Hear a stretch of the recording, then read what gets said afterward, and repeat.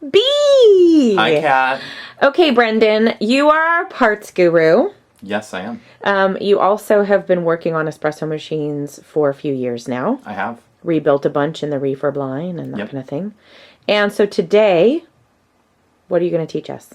I'm going to teach you how to clean out and calibrate your Vienna grinder for your Vienna Plus. It's, a lot of other grinders in super automatics, you only have like 5 options, maybe 10 at most. But this one has 18, so it's really important that your grinder is calibrated. And one of the other things that I think is so cool about the Vienna Plus is the grinder is really accessible. Okay. So we don't have to take off a panel. All we got to do is take off the hopper, and boom, there are your burrs. Cool. All right. So you're going to show me how to do that to get into it. Okay. Totally. So first thing, I would, obviously unplug your machine. It's nice to take off all the accessories because sometimes you need to tilt and turn your machine. So if you have like water in your water tank, you don't want that spilling. So I always take off all that stuff.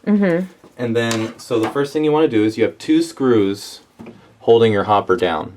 Okay. And they actually are specific to the front and the back. The one in the back is longer because it just has a longer distance to travel. Okay. So if you do take them, it's really easy to leave the screws in the hopper. You don't even have to take them out, so you shouldn't, they kind of just sit in the grooves of the hopper themselves. And so you just have a regular Phillips head. Yep, this is a P1. Okay. Yeah. So let me see here. We got those out. And then that's all you really need to do in terms of, taking your hopper out of the machine. Nice. So there you see, you have your grind setting, and then your dosage is the other one. Okay. Okay, so our grinder is completely exposed at this point. And there's one other thing we should take off, and that's just your bean hopper gasket.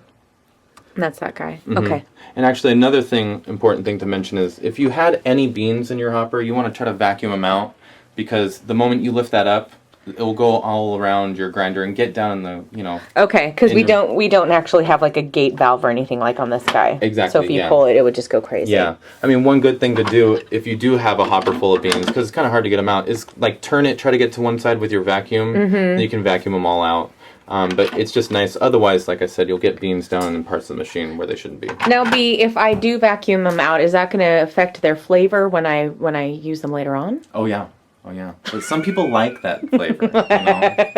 Beans with dust. Little lint. Tastes delicious. Okay. All right. So now this is what we're adjusting down here. Exactly. This is our grinder, and the one in the middle, that's your bottom burr, and then you have your outside burr.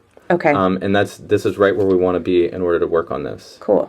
And just to make the view really easy, I took a grinder motor out with exactly how we're going to look at it, just so you guys can, there are markings on there to let you know where you are in terms of your calibration. Okay. So I got this out, and it's sitting in a nice boiler here.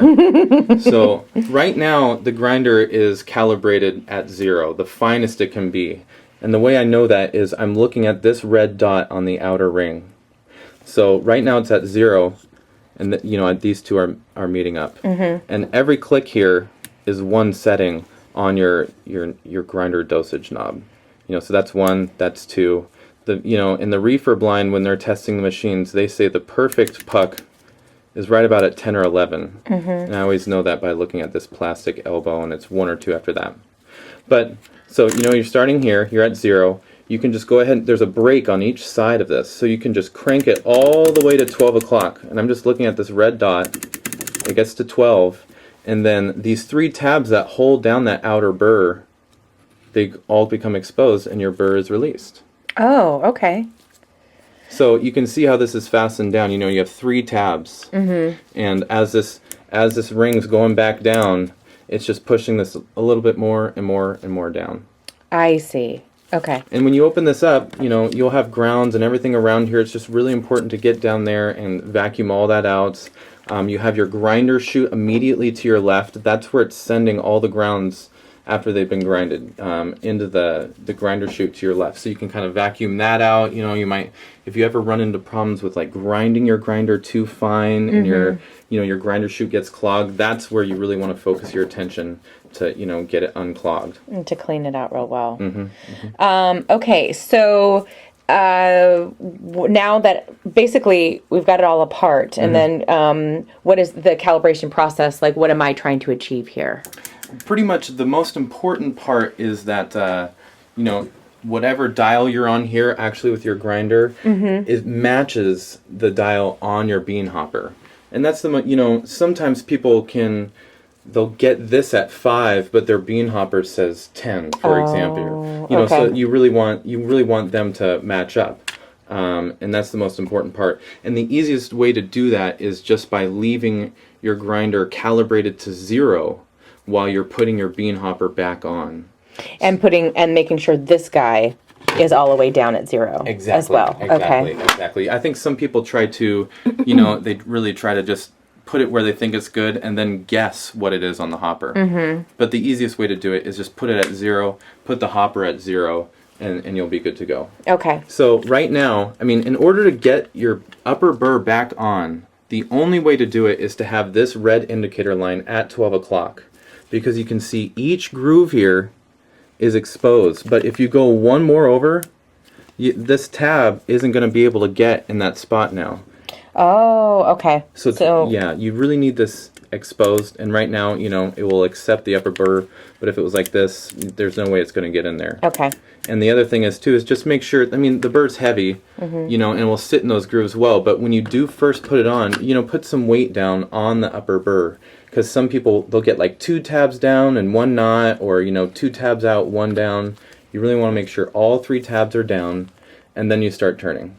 And then once you see that goes over all 3 tabs, then you know your upper burr is, you know, it's secured to the rest of the grinder now. Okay. And then, like I said, I like to just bring it all the way back down to 12 o'clock. You know, and you honestly could do like, because this really, you wouldn't be able to grind here.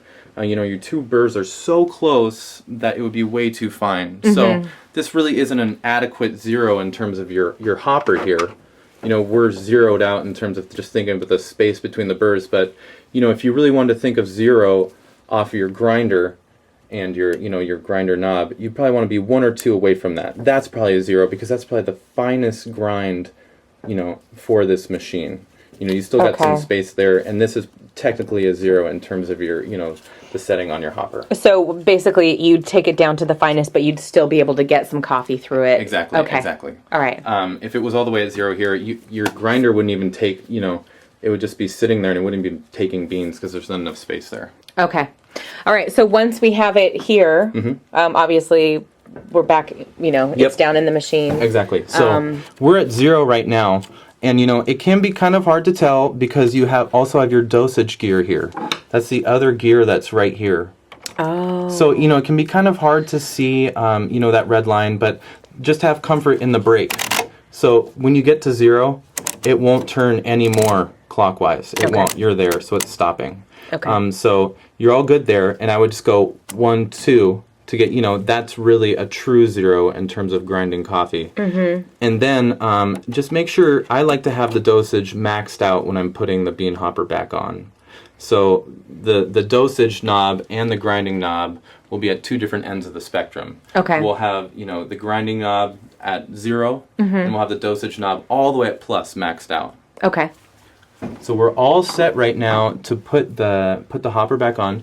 Don't forget your hopper gasket, because if that's not there, beans will kind of do the same thing. They'll get all over the inside of your machine, around your boiler, and we don't want that.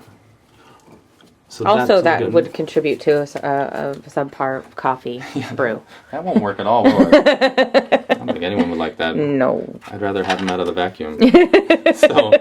So this is, here we are maxed out. You know, we're at plus all the way with dosage, and we're at 0 right here with the grind. Okay. And I like to just kind of start, you'll see this tab right here is meant to go right down in here. So if you kind of just take this, you place the front first. I'm looking at a bunch of things. I'm looking at the screw going into the screw hole in that tab, and I'm setting this down. And before I screw it down, I always you know, I'm at 0 here, and I want to turn this to hear a click. Know that I'm engaged with that gear down there. And I'm feeling the click. You can hear it there. You know, I know I'm engaged with the gear down there.